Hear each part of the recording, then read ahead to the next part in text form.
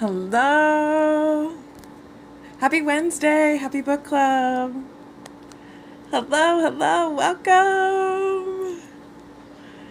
I'm so happy that people are here.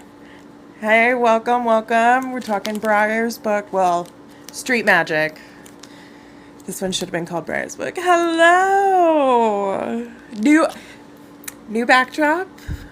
Slightly new life. Hello, welcome. Yes, new backdrop. I threw my life in a car about 24 hours ago and moved across the country. So I am running on this much sleep, but I did whip out my Tamora Pierce books. So I'm so stoked that y'all are here today. I'm a little off, a little wonky, but I'm really excited to talk about Street Magic and all things Tamora Pierce later. I did have Briar to help me through, although, what? What's this book? Yes. Of course I'm still doing book club. This was what gets me through, is this book club. I am nervous that people won't watch as many of the TikToks with a different background, or just, I have a lot of content making worries, including a new background. So this is just one of many things to figure out for the move. But this is the exciting fun part. Doing book club is the exciting fun part of my life at the moment. And so I'm stoked that people are here. Hello. Welcome one and all. So we have Street Magic today for the first half, and then we're going to talk about all things Tamora Pierce for the second half. I am so excited that y'all are here to join us today. I ran out of tabs towards the end of this process for this color. We need to protect Briar at all costs. Thank you. I do have this. Adjustments come with time. I'm excited for it though. I love change. I love trying new things. I love new challenge. And this is a big one, but I'm excited for it. Briar's badass. I'm so excited. Briar was so great. I missed him when we jumped into Sandry already. I really miss everyone. I miss all of their dynamics. I'm learning to love the individual stories that we get from everyone. I liked it. I'm really excited for Daja and Triss's. But when you all said that Briar's arc was arcing, you were not kidding. I miss everyone too. I do. I want so much more of all of them together. They worked for it. I hate it, but I love it. I love that Tamora Pierce was such a good author that I have one feeling this whole time. I'm feeling not dissatisfied, but just, I wanted just something different. And then she gave it to me, and I wanted what I already had. And that's, chef's kiss of writing for me. I absolutely love that sort of just, be careful what you wish for, because you just might get it. Exactly. I did say I wanted more time with each of them. I am excited for the other ones to dive in, but I just wish they were more involved with each other's lives, but it does give them an opportunity to think about their connection with the rest of them. And I really have liked that in both of the books that we've read so far in the Circle Reopens, or Circle Opens. I don't think Tamora Pierce could have written a better student for Briar either. I really loved Evie. The New Land was a bit of a shocker. Wasn't expecting it. At this point I was. Love the stubbornness of Evie. I do too. Briar really missed the girls in this book. And we missed them through him. I agree with you completely. A Little Yearning makes them all coming back together so good. I can't wait for that, because I know they're going to come back together, and I can't wait for it to unfold and how they have to then readjust to accommodate each other's experiences. I can't wait to see how their powers combine together differently, how they're teaching now that they're going to be teachers, how that has changed them. There's a really great line in here about, let me see if I can, it was about Rosethorn, and he was not fighting with Evie, but He said about Evie, she thinks I'm an adult who knows things. She sees, I am not going to attempt it at this moment. I did not have a chance to look anything up because I was on the road. But she sees not a 14-year-old kid who spent the last 4 years with his nose in the dirt. Has Rosethorn ever felt this way? As if he thought her perfect, and what might be disappointed if he found she was human after all. Is Rosethorn human after all? I feel like we've all had these moments where we are in a position that we have looked to an adult or a mentor or a teacher, and suddenly we find that we are that adult teacher mentor for another, and it makes us see that interaction, that relationship we have with another in a brand new light. And I thought this was just so brilliantly put. As if he thought her perfect and might be disappointed if he found she was human after all. All right, sorry, I went on a rant for a minute, and so I need to go back and check in on these comments. The yearning makes them all coming together. Missing Tris for her book, Rex. Oh, I'm so excited. It's those details. It's how they know each other.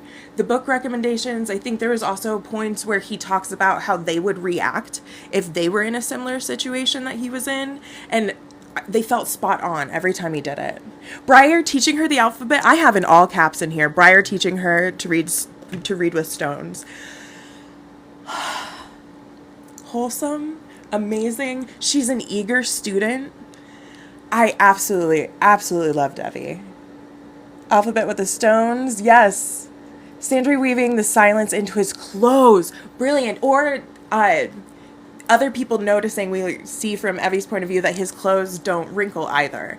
And how just the attention to detail and how that spans out. And so Evie is learning things about Sandry without knowing it. I think it'll all come together. Briar having his eyes open to the real world again after what he would call going soft at Winding Circle. Yes, I completely agree. I think I'd be interested what other people think, but there was a point, it's pretty far into the book, but there was a point where I just underlined it and I put thesis statement. This was the thesis statement of this whole book, and I'm curious what other people think it might be. I'm going to catch up on some of these comments and give us a few minutes, just a little bit before I tell you what it was for me. Briar having his eyes open to the real world again after what we would go calling soft. I completely agree. I love the details. Truly show the affection the siblings have for each other. I completely agree with that. I think that there was a huge element, of course, of gangs and found family, and what does it actually mean to be a part of something larger than yourself. And we see that really well with the way he thinks about his siblings. Briar feeling that warm feeling, then realizing he's proud of her. I completely agree. That was one of the most wholesome and adorable moments, is that and also the realization that he likes feeling proud. That it was a full circle moment all the way through for me. Yes, please, and thank you for the Discord server dropped. We didn't even do pleasantries and introductions today. We just jumped right in. We were so excited.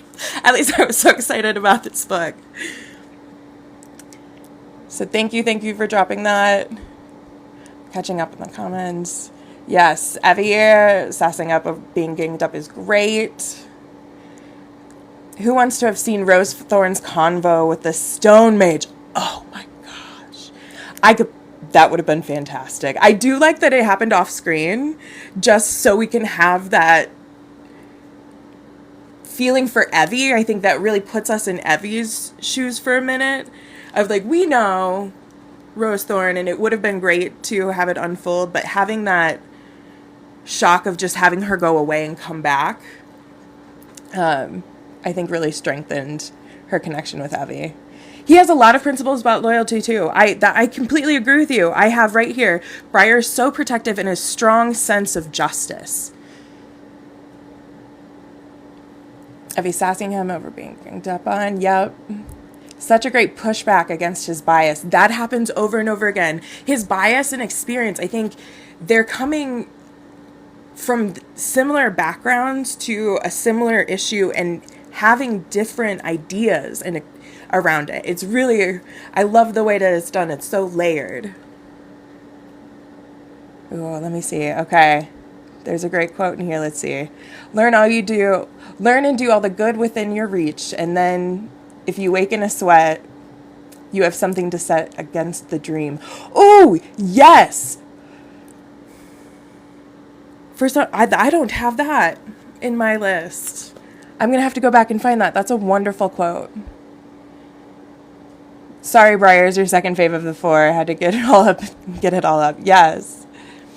I would say that what I found to be the thesis statement for this book, if I could summarize the plot in particular, I think you've summarized the actual heart and soul of it.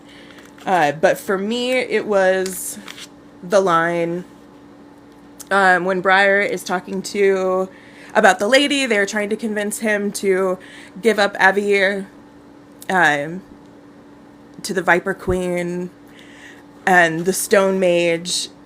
And they say, can we not reach an accommodation? And then Briar responds, I don't appreciate people using street kids as pawns. And for me, that summarized a lot of what Briar's story has come from, his own story, how then he's able to protect others, the whole tone of what ended up unfolding. The end of this was, again, just very deeply gruesome, but not gruesome on the page. It was very deeply violent, but you didn't necessarily see the violence. There was a huge element of horror to it. But as soon as the plants were thriving and Briar was asking questions, great fertilizer, exactly, that great fertilizer. I knew what was coming. I did not expect it to be children. That one stabbed me right in the heart. That was awful. Absolutely awful.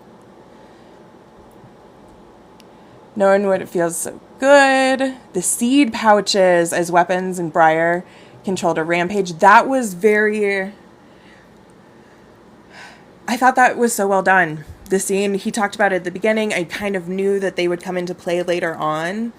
But then I thought his nightmares, the description of his nightmares really, I think, is going to stick with me for a long time.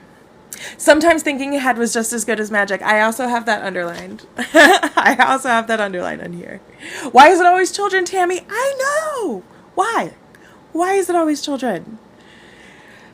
That's one way to destroy evidence. Yes, I completely agree. Knowing what's coming makes it worse when it does. I agree. I really wasn't expecting it to be children because we had seen other people disappear and they weren't necessarily described as children. That was a twist for me that I really wasn't expecting, but I really liked that Briar had his opportunity to be who those street kids needed, and get justice for them in another way. I would love to see the damage that was done. I've been thinking in my brain about places through these books in the Circle of Magic series that I would love to visit and see, and the destruction of the destruction of the homes, everything, the rubble. I loved that Evie saved herself with her stone magic, but I would also really love to see Evie's den. And I'm curious if there are other places that we've seen so far, or even especially in this book, that you all think. And I'm going to catch up on some comments. Love how Evie also serves to show how much Briar has grown and changed. I completely agree. Evie does show how he has changed in good and what I would argue he sees as not good ways. And I think it's one of those, it shows him wrestling with his privilege and being excited about what he's worked for and how he's earned what he has and an opportunity to share it with others. I was really struck. One thing Tammy has done a lot in this series that I've learned to love is that she keeps huge celebratory moments that you would really see in most other books off the page, and you see them more through memories. And so them getting their medallions from the council, that was kept off the screen, they're really remembering it. And so instead of it being this grand thing that the whole book builds up to, you see these smaller moments, and these smaller moments then allow for that larger moment to happen. And I love that about these books. Do we think Tammy was working through something in the early 2000s, these book and Kells? That's a really great observation. And one thing I will bring up, 9/11 occurred during the end while she was writing Lady Night, and she's talked really openly about how she was already looking into refugee issues and looking into a lot of the themes that show up in Kell's book and in the Circle Open series. But then she does talk about how 9/11 did not impact the writing. And so I agree, that's a really great observation. And I do wonder what else was going on in her life then. I'm curious if other people have thoughts on it too. Briar and Evie reminded you of Kell and Lalasa when, yes, there's a moment earlier on before she's taken, where I felt like it was a touch her and die. When Briar was first talking to the Stone Mage about teaching Evie and thinking that he would punish her. And just that protectiveness from Briar is something I love the most in him. And it was definitely such a great, intense moment for him. And I completely agree. There's such a great relationship that's been built up over time. Protector of the small. Most of them do it, but Briar especially treats young people as people. They are kids, and it's nice to see. I agree.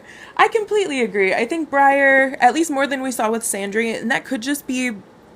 And this is because I haven't read the next two, but compared to the Sandry I think has always been portrayed as a more mature character, but I felt like we see more of those moments where Briar wrestles with being young, and he does it in different ways than Sandry, but we really see it. He's not as far removed as he sometimes thinks he is from his childhood. Didn't love the book other than the last 50 pages, but Briar is your favorite right now. Interesting. I'm curious to know more about that. It hasn't been my favorite book so far, but I don't know if I would put it as one of my least favorites. I have noticed that this series, Sandry's book and this book, it just took me a little bit more time to jump into than they did before. But once I was in, I was really locked in. And I loved reading them. I thought this book really had some great, one-liners. And Briar, oh, so precious. Precious, precious Briar. You want to see the market? Golden House? Me too. The market would be great. I thought it was so funny when Briar was basically he felt like he was cosplaying as a shopkeeper. What he went through his mind would totally make sense, and he was even taken off guard that he was called a shopkeeper. I thought that was really cute. The Golden House would be so interesting. So interesting. Let's see. The rules for the medallions was always to protect them from adult jealousy. I feel like there's more to the medallions that I don't understand right now. Briar alluded to it a little bit and talked about how he just wasn't going to ask Rosethorn much more. And so I'm curious to see how it all unfolds, but I think it is a really useful device for Tamora Pierce to use, writing device, in order to get around that loophole of these are literal 14-year-olds being better with magic. So that makes a lot of sense. I completely agree with you. That was one thing I would love to bring up, the Viper called Evie's Slant Eyes. There are a couple of other things throughout this book. She does, in the acknowledgments, talk about where she did research. And so she talks about her friends who explained older Arabic cities that didn't follow Western grids. She read travel books that were heavily influenced by Islam, provided a rough idea for many parts of the city. She talks about other individuals when ideas. It's very It's very interesting. She has an abundance of resources for it, but I think more could have been done. Briar's tattoos. Yes. I thought that was brilliant. I liked that a lot. I thought that was such a clever thing to include. I would love to see them. Now I understand completely why people talk about them a lot. That shifting tattoo shape, all of it. It's your favorite part of the whole book. The protective circle to keep the cats off the table while they're eating. Yes, the way that Rosethorn just knew was something I loved, and then called it out as having Briar be the last to realize was so cute. The mental image fascinated you as a kid, yes. You love the articulation of Briar's hesitancy to teach and how he describes every looking up to high. Let's see, I wish I could have done that a few times in my life. Yes. You wish you knew how to make gifts. Me too. I appreciate everyone being so patient with me with figuring out all of this. So, this is so great. I really, wow. Hello. This has been wonderful. Briar's book so far. What are last things? I want to make sure we keep on the roads for things. More excellent medical know-how, how ice fixed and dilated from a head wound. And knowing when to walk away. I thought Briar's really, you see him struggle and watch him mature. Some other quotes I wanted to pull out. One of them was, stabbing isn't an answer. I thought that was a funny quote. There has to be a meme out there, something I kept thinking of a lot. There has to be a good meme for the healthy fertilizer. And Briar going around and just telling everyone that those plants were like good fertilizer. Let's see. So in the acknowledgement, she mentioned her sister, the nurse. Yes, she did that for Briar's book in the first quartet as well, when regarding the plague, and she uses similar language but goes a little bit more into depth, and so it was cool to see her mentioned again. How did I like Briar's Fury? I loved Briar's Fury, but I think for this one, more than loving Briar's Fury, which I did love, I loved his reaction afterwards. And so I loved the way that he talked about his nightmares. I loved him talking about the times he made fun of Triss and others. Not made fun of them, but just didn't fully understand. But now he did understand where their nightmares and thoughts were coming from. And that whole section where he wrestles with it and wrestles with the aftermath of his anger, that was the part that really struck me. And so I did. I loved his fury. I loved all of that. I thought it was so, the building up. It's hard to just have fury, but it was a nice slow build up. It was very well done. But for me, the big moment was the aftermath and his discussion with Rosethorn. And so, I just loved it. I loved it.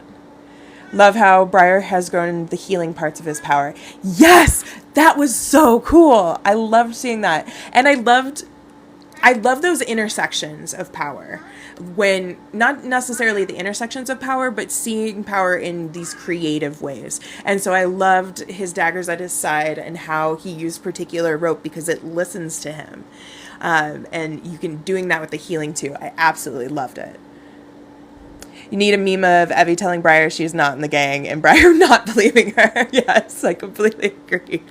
I think that part, it also drove home how he survived, how he lived. That's all he knows. He has one narrative of what it's like to live on the streets, and she just doesn't fit it in the same ways. And you see him try to fit her into his own narrative over and over and over again, and she doesn't. Let's see. He could feel, he becomes so compassionate. She does. Tammy writes Fury so well. Alana would disagree about the stabbing. I agree. I completely agree. Okay, I'm going to catch up on some of these comments.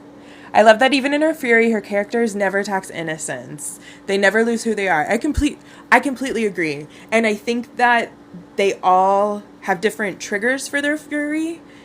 They have and different ways of expressing it. I was thinking a lot about this with Kel recently and I made a video just joking about her crash out, and she crashes out in a very Kel way. As opposed to a character like Dane or a character like Briar. I think she does write fury in such a great way, and doesn't limit it or shame it. Sometimes you see a lot of shaming of anger, and that's why I loved the last time Briar lost it in a book, at the beach, because he talked about that rage and hate, and just you don't see that often celebrated as an emotion that we all have. And so Tammy just does such a brilliant job of it. See, with all the cats in the background, and oh, the cats, and Evie in the cat shirt. Let's see. Nita me, I completely agree. That goes back to the meme. Nobody ever mentions that some secrets you never want to learn. I also have that line underlined. That was a huge one. That whole section, just, it really touched me. You love his gentleness. I do too. I love the way his masculinity is written. I love the way that because that was one thing at the beginning, just the way he talked about women and girls, and you see him evolve. And I know you all mentioned the arc would be arcing, and it really did. You see it a lot in this, and you have these glimpses into his internal thought process too around it, and you see him thinking it through. And even I think there were a couple times where he knows he said something, and then he went back to, I think Abby in particular, to just say, like, I didn't actually mean it that way. Next, in The Innocent. The cat shirts for real, though. I would love to see Evie in some cat shirts. I would love to see her den. I know it was dingy, but the imagery of all of the different kinds of stones on the wall, I think would be really gorgeous. I'm in no gang. Pants over to the cats. I'm in one gang. Perfect. That's hilarious. There's a perfect sound for that trending right now. I need to look that up. She shows the power of controlled anger. Thank you for dropping the Discord server. If you are having a good time in book club and you haven't already joined the Discord server, we have a great time over there. I haven't been as active because I'm moving across the country right now. But as I'm settling in, I'm going to be hopping right back in there again. Voices in the head, the girls are coping mechanism for anger in social situations too. I completely agree. Those are the kind of moments I wish I had more of in these books, are those connections, because they really show how they've all grown together. She showed the power in controlled anger. I completely agree. Evie's gratitude at getting the stone alphabet made you happy cry. Yes, her gratitude overall. Sometimes I think with this sort of narrative, of course there was resistance a little bit at the beginning and not believing, but often you'll see a reluctance to learn or to settle into a place, and I think Evie still had bits of that in ways that made sense, but her eagerness to learn was something that I really thoroughly enjoyed, and to have Briar reflect it back, and think about his teachers. It's full circle. I probably heard it, but I can't think of it right now. Why bother to ask? Briar wanted to know. His roly-poliness just told you I was going. Yes. That was another one of just like, he can only play those games to a point, and then full Briar is going to come back out. One thing I wanted to mention with Briar in particular is that I know he has been such a great model of masculinity for so many people, and I really see why through these books and what he's doing. You really like how she wrote the lady in these books. I completely agree. A different type of villain. I completely agree. I thought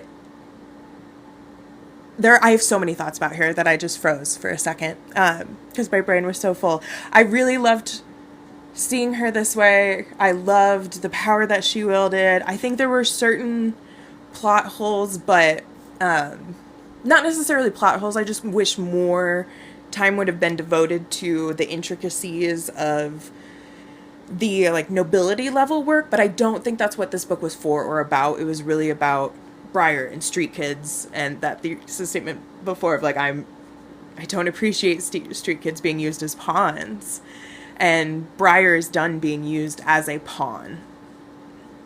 And so I completely agree. She was legit creepy, and the house creepy. The money, I think it was a lot of power and privilege, and what can money do?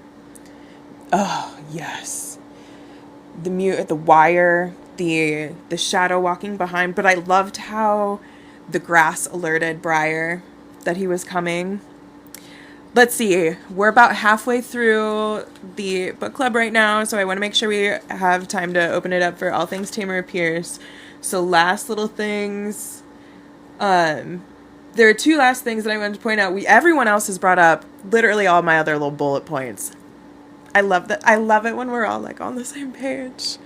Can't hide when the grass tattles on you. That's true. Especially when they describe them as screaming, right? Briar feeling that power, the way that he wouldn't touch certain things. I loved that he called the doors to life. I love that sort of creativity when it comes to their power. I want to see so much more of that. The tiles being changed to red after that first on the book Mute Murder. Yes. You found the Circle Opens audio on YouTube. Nice. Thank you. That I didn't know that was on there. I'll have to look into that because my library, there was such a long wait for the audiobook for my library. So I'll look into that.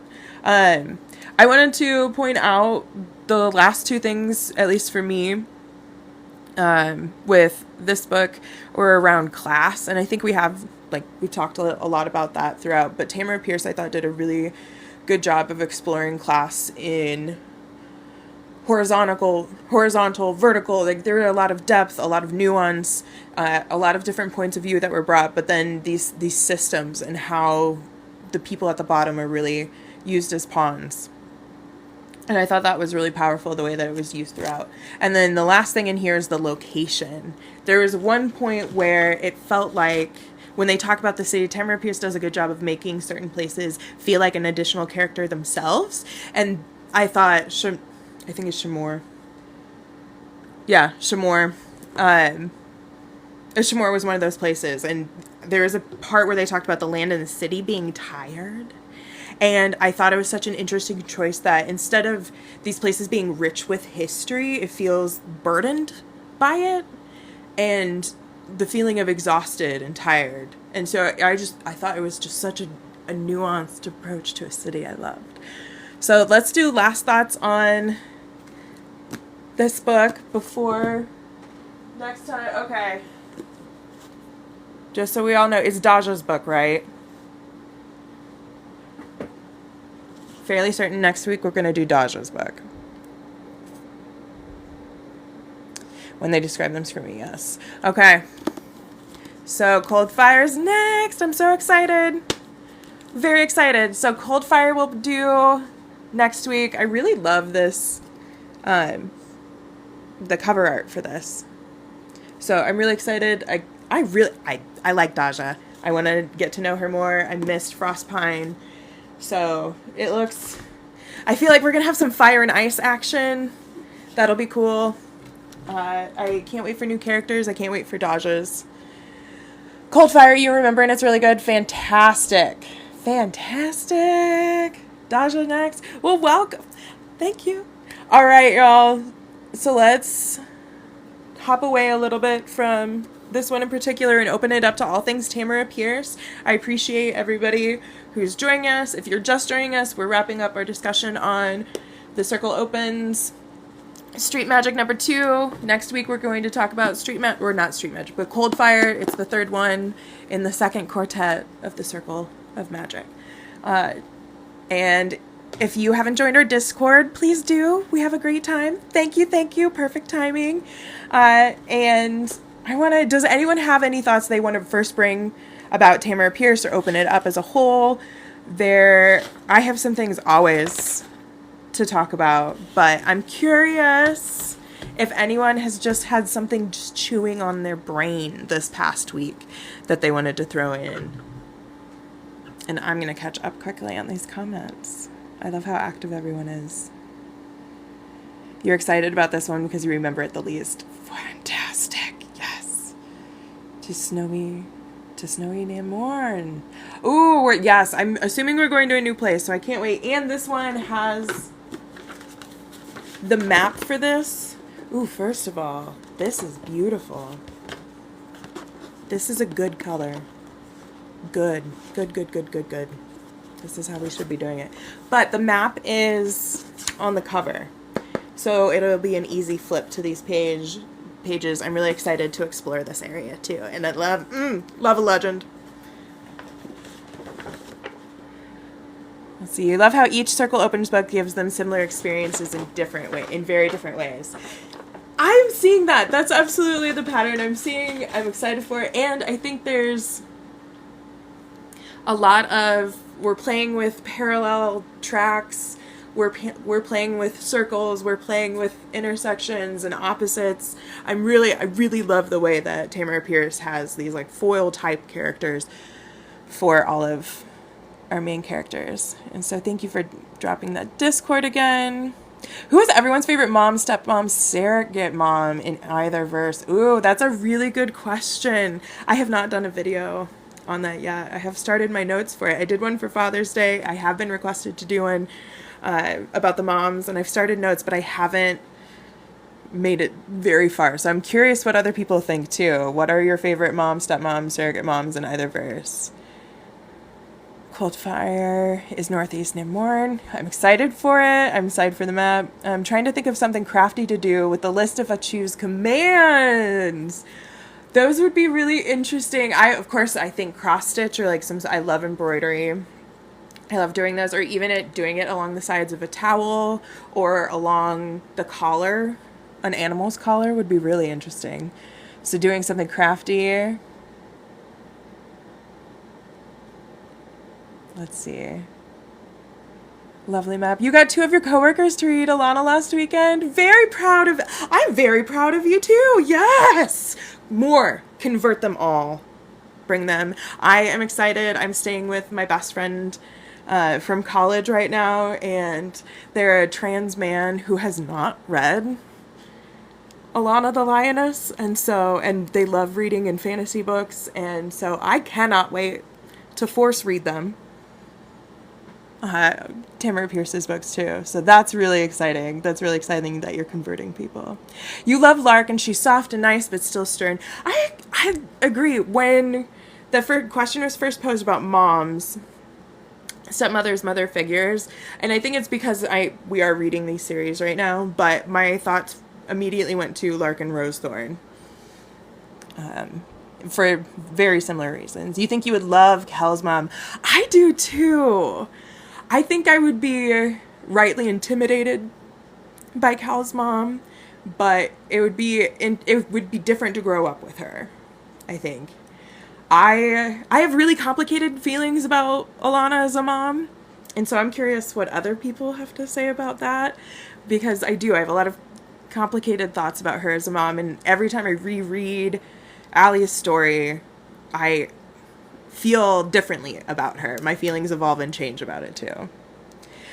Elaine. Yes, I honestly could not choose between Lark and Rosethorn. They are a team. There's no need to choose. I think that's a package deal. I think that's a package deal, and I think they miss each other right now. I don't know if it is canon or not, if they are together, but in my head they are. There's a head canon, and they miss each other. I feel like they are handwriting each other letters on occasion. I love it. Does Miles count as a mom? He might. I love Miles. I love it. It is canon. Yes. Miles count. Probably Lark, but also Granny Fern from Becca's books. Granny Fern. Yeah, I'm so excited to reread those. With everyone. Also, Cloud. That's a good one. Winna from the Trickster books. Yes. Winna is so sweet. loved Winna. I think Winna really, she had it together. They are canon. That makes me feel so good. It is canon. It's canon. They're together. And that's right now in my head, they are writing each other letters in their prolonged absence from Winding Circle. Hello! Welcome! You think Alana, as a mom, is proof... I love all these comments. Alana is proof that nobody is perfect, and every and all you do, yes, is your best. I completely agree with that.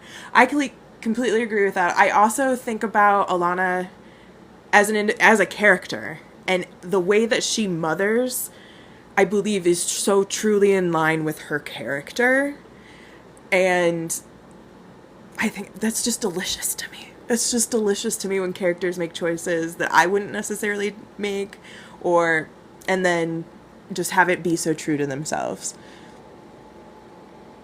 I'm so happy that you're here. I'm so happy that you're joining the live. The Discord is in the chat. It's also in my bio, and I would love for people to come. It's such a great place. You feel like Alana didn't know exactly how to be a good mom, but was determined to try after her dad. I completely agree. I also think that there's such an element...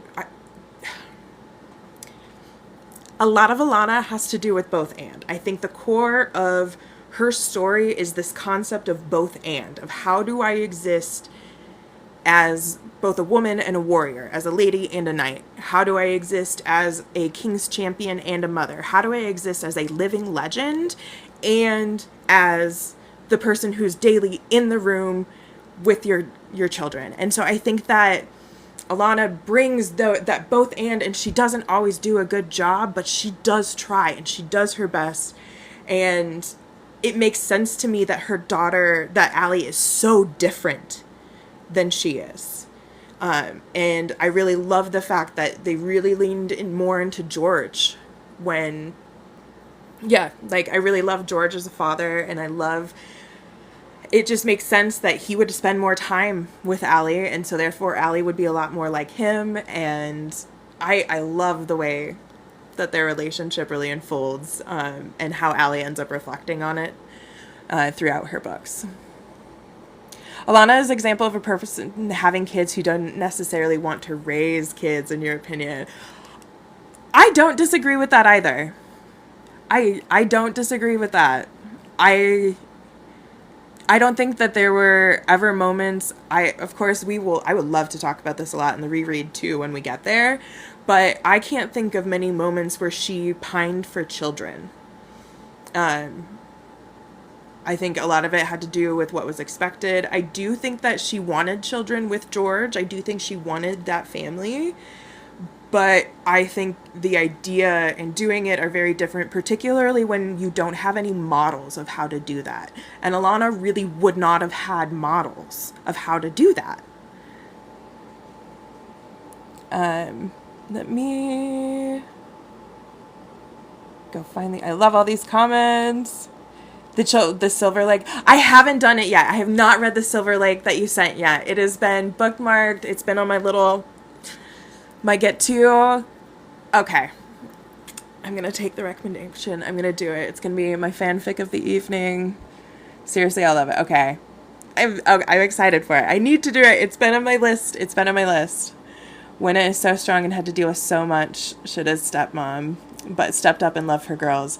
Yes. Not only did she love her girls, but she was such an active protector and participant in their future, their choices, their outcomes, in ensuring their own autonomy to a certain extent. Like, she was really, really just an ace mom. Yes. Maud was the closest she had and was so different since she was a servant. Yes. I think that those power dynamics are really interesting too. Of not just the mother or mother figure, but then you add class, race, societal standing, family history. Alana gives a more working mom type example, but for her is in less control of where she goes. Yes, completely. And we see this in Wild Mage when she's called off. And Allie talks about it a lot too. In Allie's books, she can't even talk about her child being missing. She can't leave war. She is stuck places. And so she really still doesn't have the autonomy she craved. And I think especially so with children, it's hard to have that same level of autonomy that she had in, let's say, like Woman Who Rides Like a Man. Alana gives more. Yes. Did you check? No, I haven't yet. I'm going to love it. I'm going to love it. She tries so hard to connect, but she had a hard time understanding Allie's mindset and her child. Yes. And we see that too. And Allie talks about how she felt like Alana always connected more with Kel. And that was because they were more alike, and Allie ends up accepting, like, that's okay. But I thought that was such an interesting evolution to Alana's relationship with Kel, because throughout Kel's book, she's hardly present, and kept away for a lot of it. And so to see later on that through Allie's eyes, it was Alana trying to mother Kel in a different way. It was just, deliciously nuanced and complex. She tried hard to connect, but also during a period where essentially the nannies raised most of the kids. Yes. During a period where essentially nannies raised the kids for nobility. Very true. And I think we see this play out in different ways depending on the nobility and the different societal structures. All of them are good. Bookmark it. It's bookmarked. It's in there. There's a whole list. The reading. I've slowed down on reading so much since really focusing in on book talk and doing more of these. I went from reading like 30, 40 books a month to half or a third of that now, and doing a lot more fanfic of just quick little bites. And so I'm excited to jump in. George is a very good dad, although he gives the kids what Alana couldn't. Allie is a mirror of George. I agree. I think George... I would love to have some from George's perspective, because I do see George as being someone who would want children, but only under the right circumstances, and he happened to find those right circumstances with Alana. And I loved that we got to know George a lot more through Allie. That was really cool for me.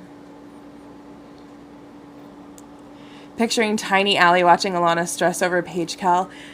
Right, or all of the gifts. I wonder, it seemed like Alana was so good. I would love, backing up, I had a thought. Gift giving on Alana, because she gets gifts. Gifts are a huge part of her own story. She then gives gifts to Kel that seem to be the exact perfect thing that she could ever want. But then there's a moment in Wild Mage where she talks about getting a gift from her children, and it's that mirror, and it's, I think, much more feminine than she was expecting, or more ornate than she would want. And they talk about it being the thought that counts. I wonder what Allie's gifts looked like from Alana, and if seeing those gifts given to Kel and thinking like, that's the perfect thing for that person. I wonder what kind of gifts Alana got. Or kind of gifts Allie got from Alana. That would be really interesting. George grew up with parental love, so he knows how to show it. Yes, absolutely. And we even have his mom's perspective in Becca's books. You think that happens when the dad is the one who is home more. Your sister was the same. Your sister was the same way. George and Allie also connect easier where their interests lie. Yes, I think so too. I think their brains work similarly as well. I think Alana uses... I go back to the line about her having a sharp tongue and a sharp sword. She will approach things with brute force, whether that's through her words or her actions. And Allie and George prefer the back door.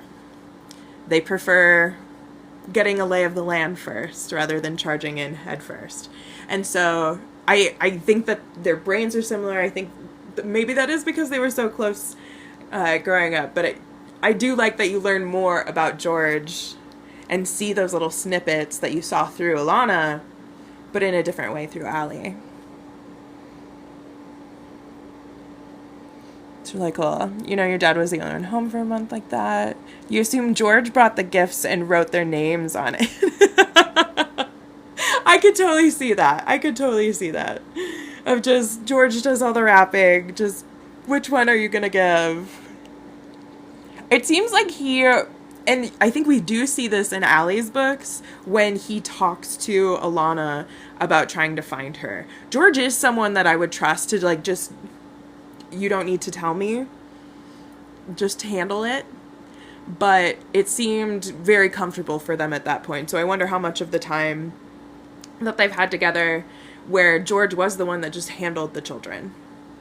I think he also has more experience in handling just like personnel management. He was the king of thieves. He had to keep a lot of people in line.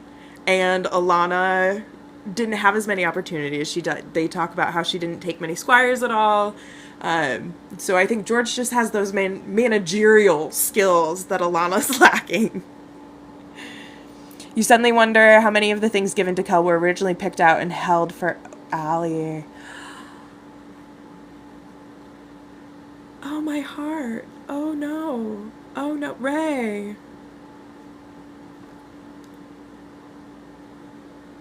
That'll haunt me. That'll haunt me. Because I could absolutely see Alana wanting so desperately for Allie to do that. I could also see her knowing that it would be so difficult and not wanting her to go through it, but ooh, that hurts. You're definitely a mirror of your dad. He loves guns, you love swords. I love it. I love it. There's a line about it, but Alana is a lot more straightforward than George and Allie. Yes, I think so too. I don't think Alana, and maybe this goes to the sight too, of George and Allie having the sight, and Alana wants to see what's in front of her. She wants to, there's no playing games, there's no masks. There was for a while, but then she really didn't like it. So I think she really operates in blunt. Everything's being blunt. And you really see the difference in them. Sorry, not sorry. No, please don't be. That was a good one. Great example of a military family. That's a really interesting, that's not an experience I have. So that's a really interesting, I would love to learn more about that. And what in particular, like what are there details about it that made it that way? Welcome.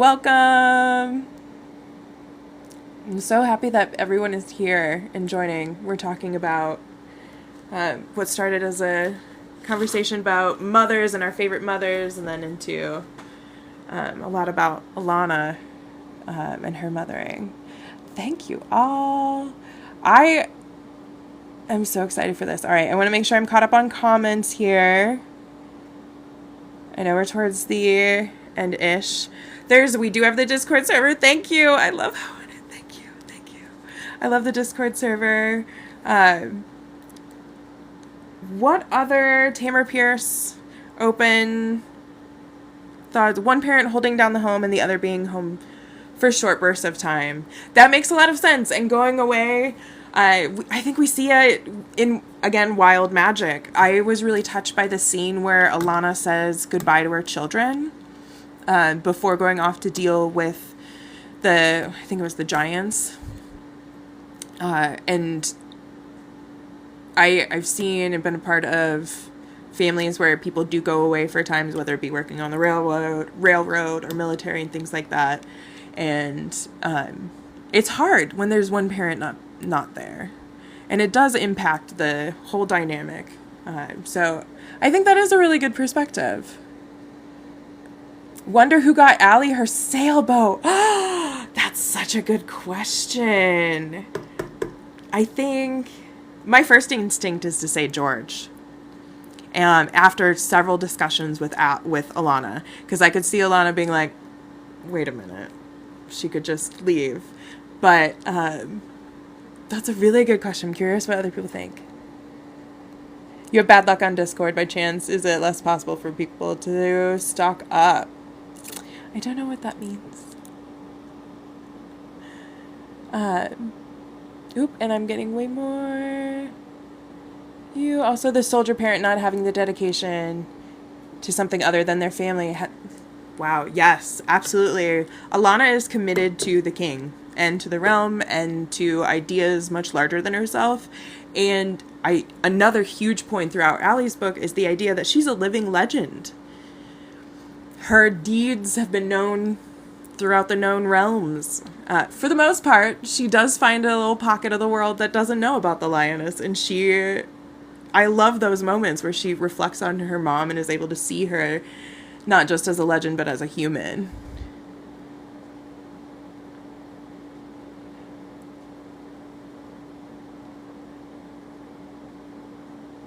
Bad luck on Discord by chance for stalk you. No, I'm hoping not. The Discord's been a great place so far. We have great rules, moderators, people taking charge while they learn the ropes.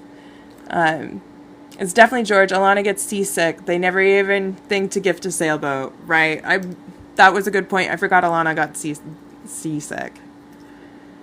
Because that's a huge one. These are so good. I am so excited about what is on the horizon. I still have a bunch of content. If you're just joining now, thank you. I'm so excited everyone is here.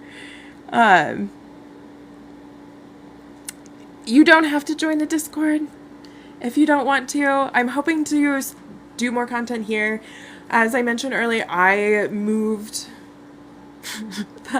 over 1,000 miles away, almost on a whim, kind of on a whim. I just threw my stuff in the car, and less than 24 hours ago arrived in a brand new state.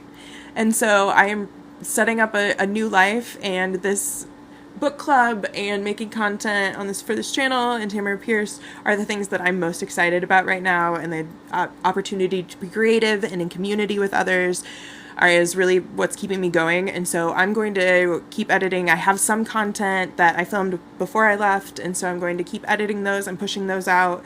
But I am going to start setting up a new arena here and hope that it wasn't just my fun colored door that was the reason everyone was stopping for Tamora Pierce content, but having it, we're gonna have a different background. It might be a different background on and off for a little while, and so I hope everyone will stick with me and that you're enjoying what's been happening so far, and that it is not necessarily just the background I had that makes it. Yes, the job interview, it went really, really well. And so we're on final little bits. And even if I don't get this job, it was time for me to be in a new place. And I have a lot of other opportunities and options. So I'm excited to be back in community with people. I think found family, forged family are so important. They're the main bits of my life. And so I'm back in it again. It's so good. My puppy is doing so well. She just had a vet visit, and I had a reminder that she is older. She's 13 now. So she did not make the cross-country move just yet. I'm going to make sure I have a place and a little backyard for her before she joins me. But she'll be here soon enough. Until then, this is Smudge. I've known him since he was an itty-bitty kitty, and he has been my companion today, so I'm so excited. A living legend is a good point. It shows similar pressure that Jonathan and Roald had. Yes, it is all very exciting. Thank you all. The dog. No, the puppy is a puppy. My 13-year-old will always be a puppy. Atlas will be joining. I'm so excited for it. So yes, I have Smudge for now. Yeah, Smudge has been very loud in the background because he is convinced it's dinner time, and it is not yet. It is not quite dinner time.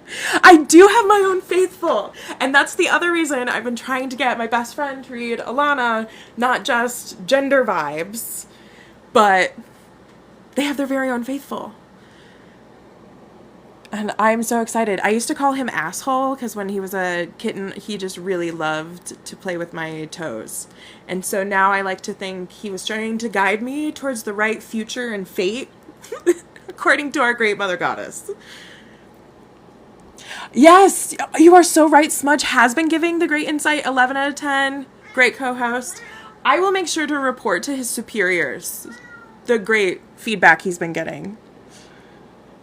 And so that's so great. I love it. I love it all. This is so good. So if there are things, I'm still at the point where I'm gathering information. My very own constellation cat. He's so great. I love him. He's snuggly now. He didn't used to be. So I appreciate everyone's patience. I know I've been talking up the YouTube and how I am making longer form content in the future. And I am. I promise I am. But this sort of thing is honestly scary. There are a lot of different pieces. Getting dressed is hard. Being perceived by others is hard. It is a Batman tattoo. It is a Batman tattoo. Batman was my first word ever. And so, it had to go on me. But I so appreciate everyone's patience with me. The YouTube is coming. I still haven't put up last week's yet. Thanks for your patience. I'm going to put last week's up, this week's up, do a little editing. I still join the Discord, particularly if you have ideas. I saw several of you dropped ideas for sounds, ideas for content and videos in the chat. Please join the TikTok or join the Discord, or DM me if you don't want to join the Discord and still have those ideas. I finally figured out where my private messages are. So I apologize if it's taken me a while to do that. So please send those ideas. I will try to do them when I can. But I'm trying to keep a good balance and not burn out, because this has just been so much fun. And I want to be able to keep doing it with everyone and grow our community. We have a great community of people. You have a Supergirl tattoo on your ribs. It was painful. Ooh, I thought this would be painful, and it was the least painful tattoo that I've gotten so far. So it's shocking to me. Shocking. Thank you again for putting the Discord server in the link. Does anyone else have like last things you want to think or talk about or bring up? I really loved our discussion about mothers. That was phenomenal. And talking about Alana's mother, I've been thinking a lot about that. And so to hear other people validate a lot of my own thoughts, it makes it less scary for me to make, I think, the deeper content of, rather than just, here's my favorite thing, of here's why this is my favorite thing, or here's an idea that I've been wrestling with or thinking about. And we all know it's going to add up. I'll eventually do that Numair video, but we all have to get a little bit more comfortable with each other first. So I am so excited for all of the different content to come. I was able to film some things on the drive over, particularly for the Circle of Magic things. I've been waiting for a good storm and to film some things about Triss, and I haven't had anything until recently, and so until this trip over. And so I'm really excited to dig into that content and do some more things about Triss and do some more things about the Circle of Magic and everything we've been reading together, but also not put my foot in my mouth because we haven't finished Circle of Magic yet. So I'm trying to balance it. Numair is so funny and cool. Mum Air was so funny and cool, and your pup who passed was named Numair. Oh! Oop. Sorry, they're having me verify that I'm a human on the live. Numair is so funny and cool, and your pup who passed away was Numair is really close. So real close. Yeah. Oh. That is a great name. But am I human? There are days, particularly, I was in the car for about 20, not even 20 hours. I think it was 17, 18 hours. So I don't feel particularly human today. Definitely not sure. So it's been a wild week. I'm really excited for Coldfire. Only on Tuesday.